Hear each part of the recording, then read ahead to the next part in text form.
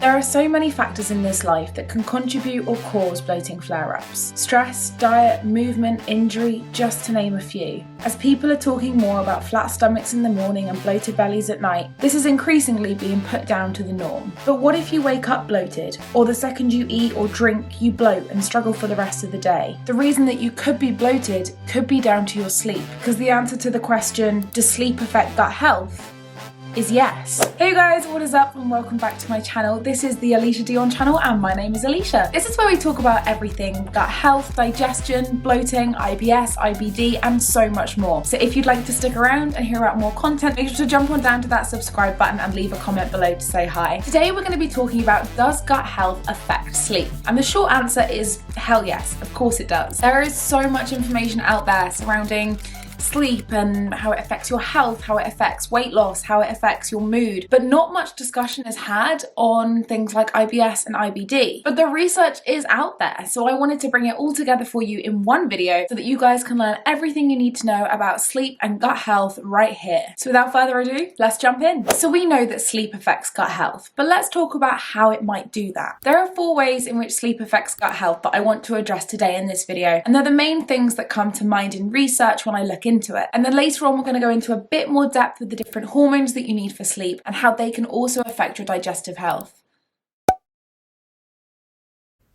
The first answer to how does sleep affect your gut health is poor dietary choices. We've all been there. When you wake up and you're feeling groggy and tired, you don't want to be healthy, you don't want to eat what's good for you, you want to eat what tastes good, you want to satisfy that kind of craving that you have, and you also feel like you deserve it because you've already had a rubbish night's sleep, so why don't you deserve to eat what you want to eat and feel good? The problem with this is it's normally going to be high fats, high sugar, highly processed carbohydrates, and those things are often people's trigger foods or they're the things that cause the bloating and IBS in the first place. So that's one of the reasons that poor dietary choices can be caused by sleep. Another reason is because your hunger hormone, which we're going to talk about more in this video later on, is actually thrown off balance if you have a poor night's sleep. So if you're having a poor night's sleep, then you might not have the right levels of hunger hormones. So you might have too much of it, which is going to make you feel more hungry, causing you to overeat and eat unhealthy foods. And then that's really going to trigger your IBS, your bloating, and so much more. The second answer to how does sleep affect your gut health is that lack of sleep can cause an increase in cortisol. And as you guys know, if you've watched my other videos, cortisol is the stress hormone, and stress triggers fight or flight response. It's really important to understand here that there's something called the gut-brain axis, and this is basically the communication highway between your gut and your brain. If this is disturbed, which stress can 100% do with ease, it can cause the permeability of your gut to increase. And this means that food can leak out of your gut, causing inflammation, bloating, irritability, stomach cramps and alterations in gut microbiome. And this permeability change that causes all these symptoms is going to be on top of your stress bloat, because when you're stressed, your digestion pretty much comes to a halt because your body doesn't see it as need to happen. It doesn't see it as a class A task that it needs to happen right here and now. So it stops it so you can deal with the stress in your life. But if the stress in your life is that you're not getting enough sleep and therefore you have more cortisol, that's a really, really long stress to go through. And it means that you're going to go through these horrible symptoms for a really long time. The third way that sleep can affect your gut health is probably your most common sense answer. So for example, if you're up late and you feel really hungry, you're going to eat. But in these times you would normally be asleep, so it wouldn't really affect you because your body wouldn't wake you up to get you up to go get food. But if you do find that you're waking up hungry and having to get up and eat, we're going to address that later in the hormone section of this video. But throughout research, different doctors have kind of commented on this area of when you should be eating and when you should not be eating before bedtime. And the general rule at the moment seems to be 3 hours before bed, you shouldn't be eating any food. And he says the reason for this is that you don't want your body to be focusing on digestion and absorption of nutrients whilst it's sleeping, because it has so many other jobs to do. So if you end up eating closer to bedtime, or for example you're only sleeping for an hour, waking up hungry, going and eating food and then going back to bed and trying to sleep, you might really struggle because your body's not going to be producing the hormones for sleep. It's going to be focusing on digestion and absorption, and this in turn is going to put your body under more stress, which is going to lead to more cortisol, which is going to lead to worse bloating, worse gut health, and more IBS symptoms. The fourth reason that sleep affects your gut health is lack of the sleep hormone. The sleep hormone is known as melatonin, and basically melatonin is produced whilst you're falling asleep and whilst you're asleep. It helps you fall asleep, it helps you stay asleep, and without it we wouldn't be able to sleep. That's why we have things like blue light glasses now, because the blue light from screens on phones and laptops, that can cause your body to not produce melatonin, and if you don't have melatonin, you're really going to struggle to get to sleep, and if by some miracle you do get to sleep, you won't stay asleep for long. Not only does melatonin, the sleep hormone, deal with sleep related things, it also plays a massive role in gastrointestinal mobility. Every single video. It also helps with gastrointestinal mobility. Now, as you guys know, gastrointestinal mobility, for example, one thing would be peristalsis, which is where food moves through the gut like so. It's so vital, it's so important that your body can carry those things out, because if it can't, then you're going to bloat, you're going to feel rubbish, you're going to have stomach cramps, you might suffer with constipation, diarrhea, and so much more. There's actually a condition called GERD, and I think I'm saying that right. My friend actually suffers from this condition, and it stands for gastroesophageal reflux disease. And studies that have been done into GERD have actually found that people who have been suffering with a lack of sleep for prolonged periods of time can then end up suffering with GERD when they didn't have it before. And also, once they have GERD, it gets much worse when they're not sleeping properly. So a high percentage of people that have been diagnosed with GERD are on melatonin supplements, because this is going to help them sleep better at night, and then it will reduce their GERD symptoms. But as you can probably tell from the name, gastroesophageal, it's all to do with the gastrointestinal tract and digestion, but quite a lot of the symptoms of GERD will also overlap with symptoms of IBS. I'm on my knees in order to be at the right level, because my tripod for my brand new camera, which we're finally filming on, has not arrived because I only ordered it today. So basically I'm on my knees and I'm very uncomfortable. Oh my god. Can we just film like this for the rest of it? So if you look at those 4 reasons that we've just talked about, you can kind of see how they might all link together and cause some extremely uncomfortable bloating and IBS symptoms. And they can also affect your gut health, which is going to damage your gut microbiome, which is going to lead to more bloating, more stomach cramps, and more discomfort. But if you think about just one of them, you can pretty much track all other 3 into it just by cause and effect. So basically it's this horrible rubbish circle of just a cycle of no sleep, bad eating, and bloating. Trying to get used to all these new camera things. All the gear and no idea is my new catchphrase. Now let's jump into those hormones that I really want to talk to you guys about. So there are 5 main hormones, and they're the ones that affect sleep. So we're going to talk about melatonin, cortisol, growth hormone, leptin, and ghrelin. I'm not sure if I'm saying that correctly. And we're going to talk about these because I want to talk to you guys about why they're affected. So out of those 5 hormones that I've just listed off, 2 of them are produced in the gut, and all 5 of them can affect the function of the gut. We have a bit of a which came first, the chicken or the egg situation here when you're thinking about these hormones, because is it that bad sleep is causing you to not have the right amounts of hormones, causing you to have bad gut health? Or did you have bad gut health to start with, meaning these hormones are messed up, meaning you're not sleeping properly? And it can be a combination of all of them. The cause and effect relationship between these hormones and sleep is very obvious, but knowing which came first in each individual person is not an easy question to answer.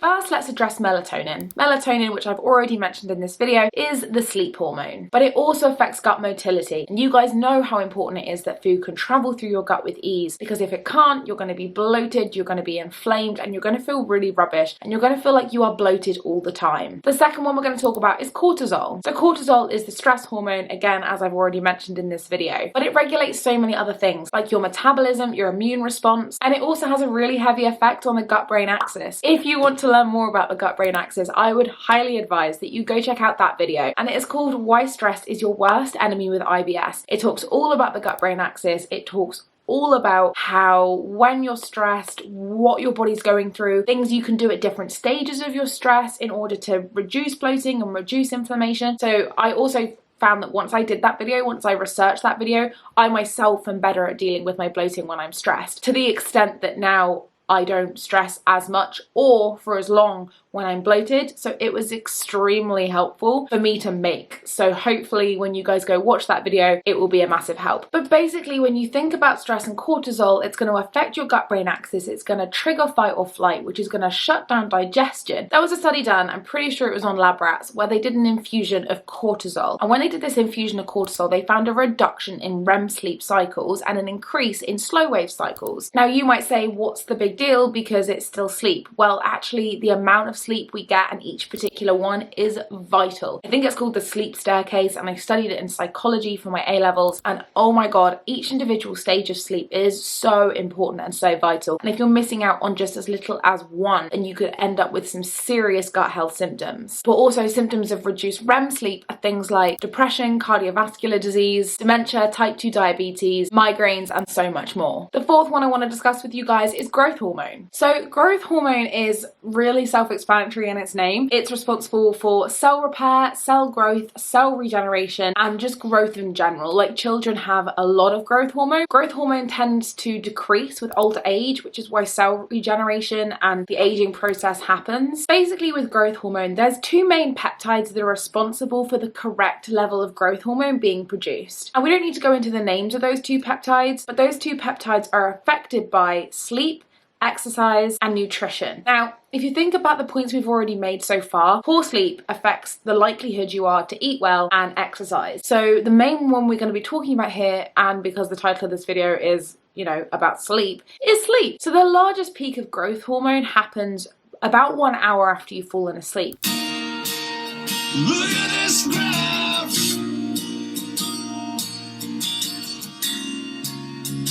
So if you're only dozing and it's for less than 1 hour, you're very unlikely to get that peak in growth hormone that you desperately need in order to continue repairing your body, growing and rejuvenating cells. It also means that any damage that's happened to your gut because you've been bloated, or because, you know, you've gone through some muscle spasm or gut spasm that's caused a lot of pain and possibly even bleeding, it's gonna struggle to repair as quick if you haven't got enough growth hormone. And if you're not sleeping well, then you're not gonna get that spike of growth hormone that you so desperately need in order for everything to repair and be better for the next day. Other symptoms of not having enough growth hormone include things like fatigue, low sex drive, feeling isolated, reduced muscle, increased fat, and so much more. If you're experiencing any of these symptoms, or you feel like you don't have enough growth hormone, or you feel like you don't have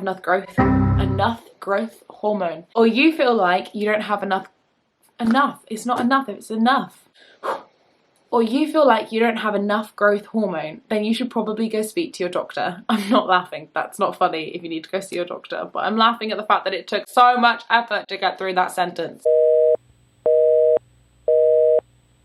If you feel like you have these symptoms of not having enough growth hormone, then I would definitely advise that you go speak to your doctor, because it might not be serious, but they can just do some basic tests and they might be able to help quite a lot. And it also might reduce any damages that are happening to your gut health, or any bloating, inflammation, anything like that, any other IBS and IBD symptoms. And the fifth and sixth ones I want to talk to you guys about blew my mind, and they are the two that are produced in the gut. The last two we're going to talk about are leptin and the one I can't say, ghrelin or ghrelin. I think it's ghrelin. Let's go with ghrelin. These two hormones work hand in hand to tell you when you're hungry and when you're full. Ghrelin is your hunger hormone, and basically it's going to make you want to eat. So when you're hungry, ghrelin is released, and that means that you're going to feel hungry and go in search of food. Then when you start eating and you start filling your stomach with lots of yummy food, then your body's going to release leptin. Leptin's going to tell you that you don't need to eat anymore, that we have enough resources, that you can stop eating. You'll eventually finish your meal, and that's when you go through the cycle all over again. When you feel hungry, ghrelin is released. When you eat, leptin is released,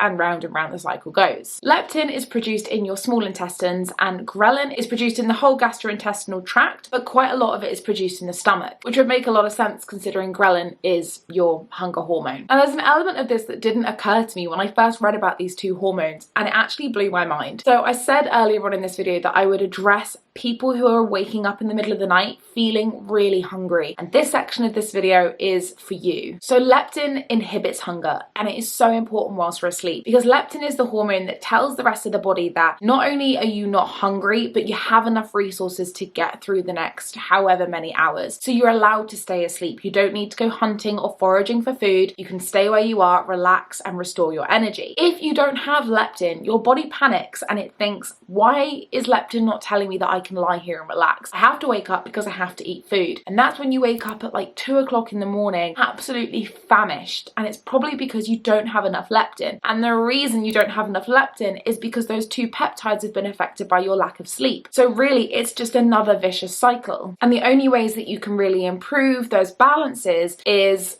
to deal with your inability to sleep. Now, easier said than done, I know, it's ridiculous, but you need to be proactive about it. You need to be doing stuff in order to sleep better. I'm talking relaxing baths. I'm talking no screen time for 1 to 2 hours before bed. Also, try not to do your day-to-day activities in the room that you sleep in. Another thing you could do is go for a 10-minute walk before your hour of no screen time and stay out of the room that you're sleeping in for that hour before you go to bed. A nighttime routine can be something that can really improve the way that you sleep, and waking up at the same time every morning, including weekends, is another way that you can improve your sleep and improve your quality of sleep. Thank you guys so much for tuning in with me on this video. I really hope that it helped you understand how sleep can affect gut health, and also answer the question, why am I really bloated when I don't sleep well? If you like this video, please give it a thumbs up. Make sure to drop a comment in the comment section below letting me know anything you want to see, any more information that you want to add. It's all about learning from each other. Make sure to jump on down to that subscribe button. It means so much to me when I see that number going up. If you want to follow me on Instagram, you can find me in the comment section below, but also I will link my handle for you right there. It's Scribbles by Alicia, and I also have a Facebook page. If you have anything you want to see coming your way, just let me know. Thank you so much for tuning in, and I'll see you next week.